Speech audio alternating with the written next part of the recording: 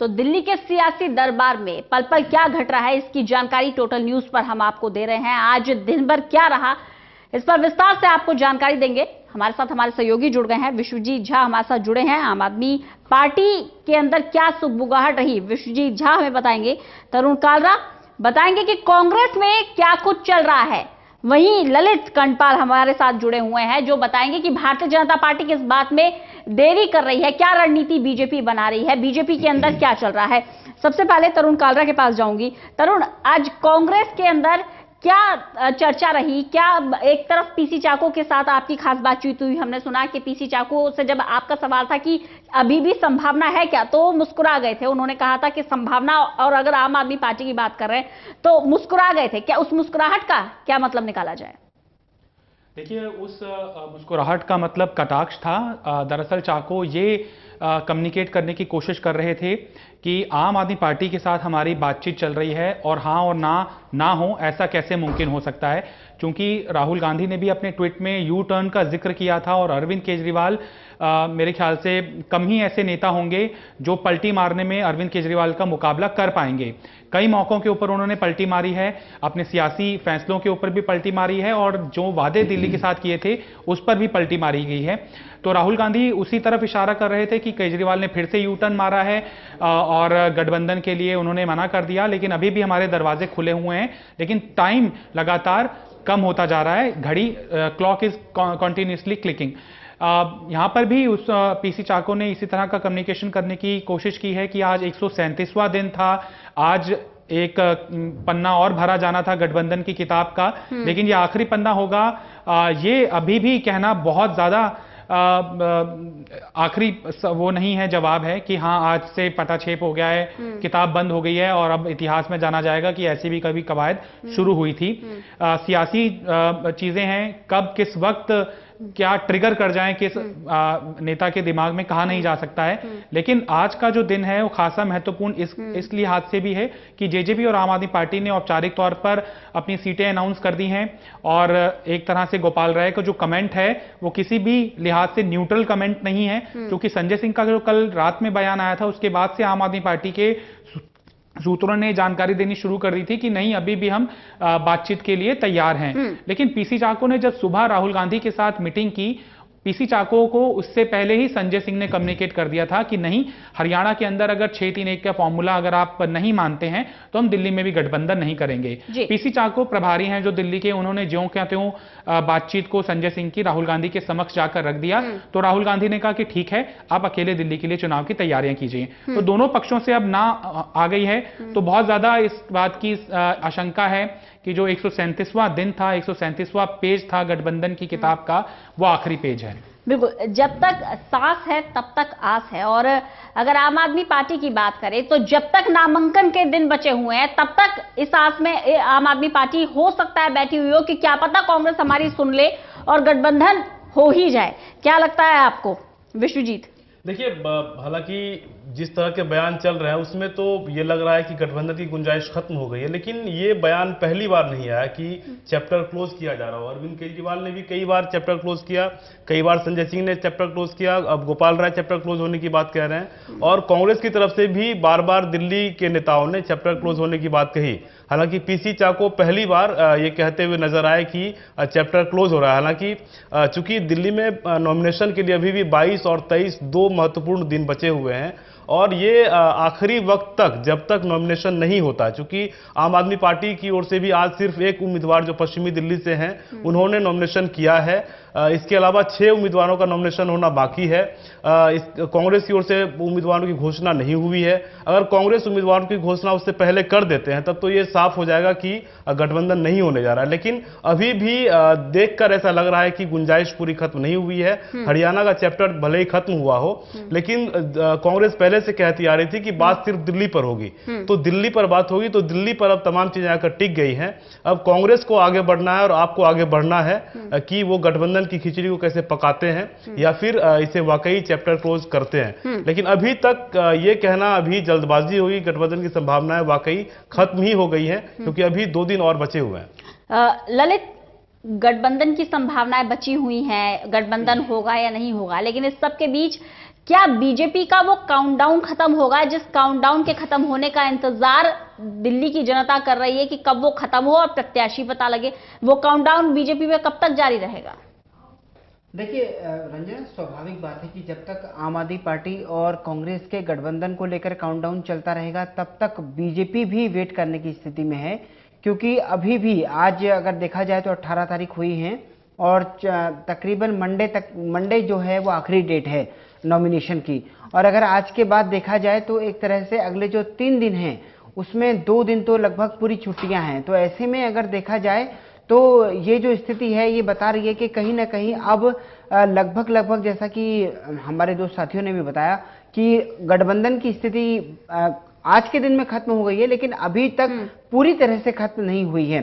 तो कुल मिलाकर भारतीय जनता पार्टी के एंड पर यह है कि पार्टी ने दिल्ली की सीटों को डिसाइड करने के लिए एक बैठक भी की है और वो जो बैठक है उस बैठक में जो एक तरह से कैंडिडेट्स को लेकर चर्चा हुई है और जो नए कैंडिडेट्स हैं उनको लेकर भी चर्चा हुई है और जो पुराने कैंडिडेट्स हैं उनको लेकर भी चर्चा हुई है। तो एक खबर ये भी निकलकर सामने आ रही है बीजेपी से कि हो सकता है कि पार्टी अपने पुराने ही उम्मीदवारों को रिपीट कर दे, क्योंकि नए उम्मीदवारों को लेकर कई तरह के जो एक तरह से 100% सहमति होने की बात है वो सहमति नहीं बन पा रही थी, ऐसी खबरें निकलकर सामने आ रही है।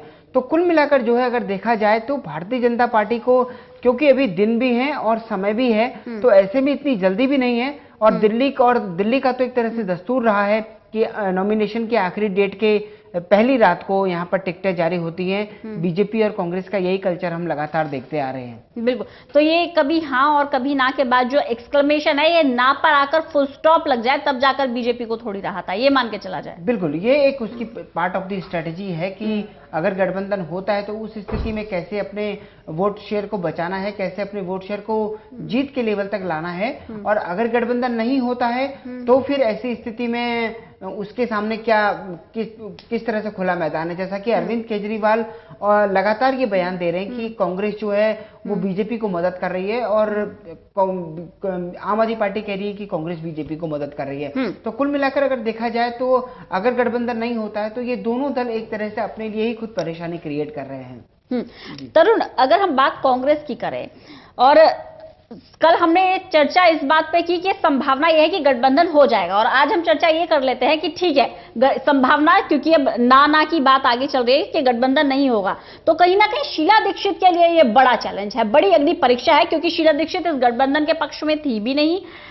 दिल्ली हाईकमान को दरकिनार करते हुए कांग्रेस हाईकमान ने गठबंधन के प्रस्ताव को स्वीकार किया था और 4-3 का फॉर्मूला सेट किया था। लेकिन क्योंकि अगर शीला दीक्षित के मन की हो जाती है तो बड़ी चुनौती होगी, बड़ी अग्नि परीक्षा होगी शीला दीक्षित के लिए। ऐसे में तैयारियां क्या चल रही हैं कांग्रेस के अंदर? देखिए, तैयारियों के लिहाज से तो कांग्रेस पार्टी बहुत ही ठंडा इस समय का चुनाव है। प्रचार आपको बिल्कुल जीरो दिख रहा है दिल्ली के अंदर ऐसे मौके के ऊपर जब कार्यकर्ताओं का हुजूम लगा होना चाहिए। किसी भी पार्टी दफ्तर में सन्नाटा पसरा हुआ है कांग्रेस दफ्तर में। तो कांग्रेस पार्टी आज तक की डेट में चुनाव लड़ ही नहीं रही है, क्योंकि कार्यकर्ताओं के अंदर कंफ्यूजन है कि उनके आला कमान की चलेगी कि उनके दिल्ली के आला कमान की चलेगी, यानी कि शीला दीक्षित की चलेगी। और अगर ऐसी सूरत हाल आ गई है जब ये कम्युनिकेट किया जा रहा है कि हरियाणा के कारण दिल्ली नहीं हुआ है, तो शीला दीक्षित तो ये जो अंदरूनी समीकरण थे, अंदरूनी राजनीति थी, उनमें तो हार ही गई हैं, क्योंकि शीला दीक्षित की तो सुनी ही कहीं नहीं गई है। तो एक पार्टी का एक बहुत बड़ा धड़ा ये है जो आला कमान की इस कवायद से बेहद नाराज है, क्योंकि शीला दीक्षित को लाया गठबंधन करने के लिए नहीं लाया गया था।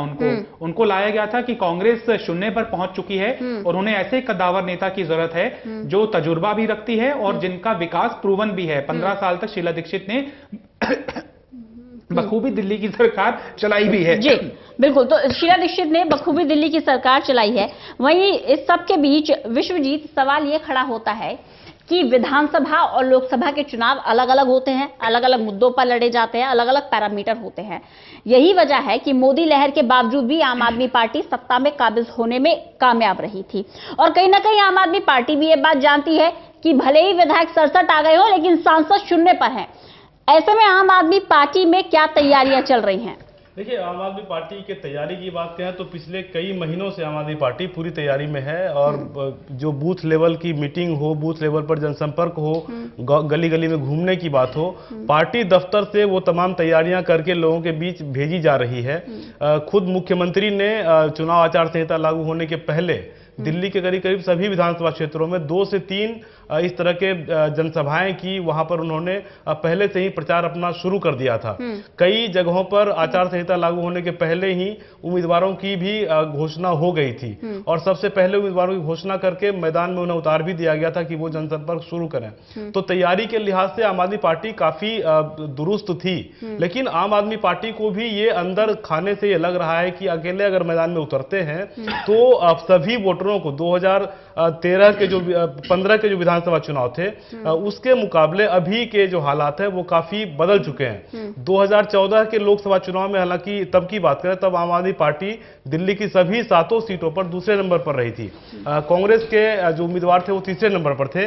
लेकिन तब और अब में जो फर्क है वो फर्क यह है कि अब 2014 के लोकसभा चुनाव के बाद से 2019 तक में हालात काफी बदले हैं। आम आदमी पार्टी जो जिस तरह से कांग्रेस से बातचीत को लेकर काफी उतावली थी, बार बार चाह रही थी गठबंधन हो, तो ये चीजें भी पब्लिक के बीच गई हैं। और तीसरी चीज ये भी है कि जो वोट जो बंटने की बात कही जा रही है वो पोलराइजेशन की जो बात है, बीजेपी का एजेंडा है कि एक मुश्त वोट उनको, जो चूंकि मुस्लिम वोट बीजेपी को नहीं पड़ते हैं, ऐसा बीजेपी के लोग और कांग्रेस और आम आदमी पार्टी के लोग भी मानते हैं। तो वो सोचते हैं कि इकट्ठा वोट वो कम से कम जो विपक्ष में है वो पड़े, इससे कई सीटों पर वो असर डाल सकते हैं। बीजेपी के कई नेताओं से जो हमारी बात हुई है उसमें भी इस बात को लेकर डर है कि कहीं गठबंधन हुआ तो उनके भी कई सीटों पर संकट आ सकता है। बिल्कुल, बीजेपी के इसी डर पर चर्चा कर लेते हैं। ललित, कल आरपी सिंह का यह बयान आया था कि अगर आम आदमी पार्टी और कांग्रेस में गठबंधन हो जाता है तो आम आदमी पार्टी के सिख विधायकों का घर से बाहर निकलना मुश्किल कर दिया जाएगा। तो इस तरह के बयान दर्शाते हैं कि बीजेपी के अंदर चर्चा कहां चल रही है और किस धुरी पर चल रही है। बिल्कुल, देखिए मैंने आपको कल भी कहा था कि बीजेपी इस बात को जरूर जानती है और वो समझ भी रही है। पार्टी में इस बात को लेकर एक सीरियस सेंटीमेंट है कि अगर गठबंधन होता है तो उस स्थिति में उसे अपनी कैसे रणनीति बनानी है और कैसे कैंडिडेट लेकर सामने आने हैं। मैंने ये आपको कल भी कहा था। लेकिन अब जिस तरह से ये जो गठबंधन हो रहा है, कभी हाँ कभी ना, इस स्थिति में मैंने ये भी कहा था कि पार्टी ने तकरीबन दोनों फ्रंट्स पर अपनी तैयारी एक तरह से पूरी की है और वो हो चुकी है। और अगर गठबंधन नहीं होता है तो मैं ये भी बताना चाहूंगा रंजना कि अगर गठबंधन नहीं हुआ तो भारतीय जनता पार्टी बहुत जल्दी अपनी सूची जारी कर सकती है। इस बात की भी जो खबरें हैं वो सूत्र लगातार दे रहे हैं। लेकिन जिस तरह से गठबंधन होता है तो इतनी बात तो श्योर है, पक्की बात है कि अगर गठबंधन हुआ तो दोनों पार्टियों का वोट प्रतिशत जुड़ेगा और कहीं ना कहीं एक जो वोटर है उसके सामने मोदी, और एक तरफ मोदी होगा और एक तरफ गठबंधन होगा। तो जिस तरह की स्थिति अगर कहा जाए उत्तर प्रदेश में लग रही है कि जहां पर बीजेपी और महागठबंधन मुकाबले में है, कुछ उसी तरह की स्थिति यहां पर भी हो जाएगी। फिर उसके बाद आम आदमी पार्टी और कांग्रेस एक तरह से अगर कहा जाए तो ये एक तरह से शून्य हो जाएंगे। लेकिन इन दोनों की राजनीति जो वोट शेयर है वो एक हो जाएगा तो कहीं ना कहीं बीजेपी के लिए चुनौती और बढ़ जाएगी। तो ऐसे में कहीं ना कहीं पार्टी इस बात को तो विचार कर ही रही है। एक सवाल है तरुण आपसे भी और विश्वजीत आपसे भी, थोड़ा हाइपोथेटिकल है लेकिन चुनावी गलियारों में चर्चा का विषय बना हुआ है। सवाल यह है कि बीजेपी ये सोच रही है कि पहले गठबंधन के प्रत्याशी क्लियर हो तब हम अपने कैंडिडेट्स को उतारे।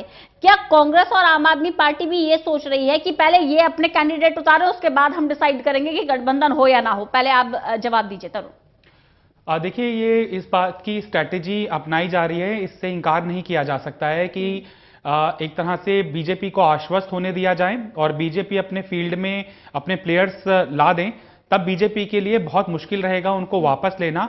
और फिर एकाएक जिस तरह से बताया कि 23 तारीख नॉमिनेशन फाइल करने की आखिरी तारीख है, लेकिन आखिरी तारीख 26 तारीख को ज्यादा सीरियसली कंसिडर किया जाना चाहिए, जो कि नॉमिनेशन वापस लेने की तारीख है। अगर गठबंधन एकदम से पैच हो जाता है देखिए यहाँ पर यह भी बात बहुत महत्वपूर्ण है, जिस तरह से चुनावी सीजन के अंदर न्यूज चैनल्स अपने ओपिनियन पोल कराते हैं, तो हर एक नेता चुनाव लड़ना आज के टाइम में बहुत खर्चे वाला काम है।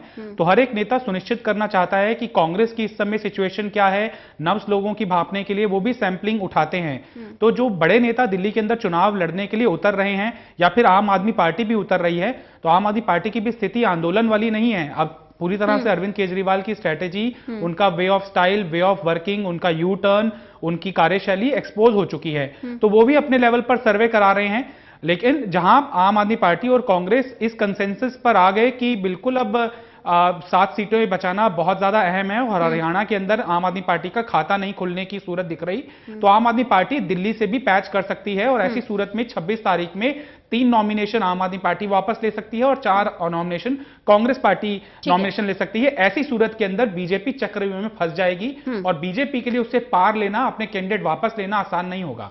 विश्वजीत, देखिए, हालांकि आम आदमी पार्टी की बात करें तो आम आदमी पार्टी ने सभी 7 कैंडिडेट की घोषणा कर दी है, और वो बार बार गठबंधन की चर्चाओं के बीच वो उन्होंने अपने उम्मीदवारों की घोषणा की। लेकिन जिस दिन आखिरी कैंडिडेट की घोषणा हो रही थी, उस दिन उनसे सभी यही सवाल पूछ रहे थे कि आपको अगर गठबंधन होता है तो आपको वापस बैठना पड़ेगा।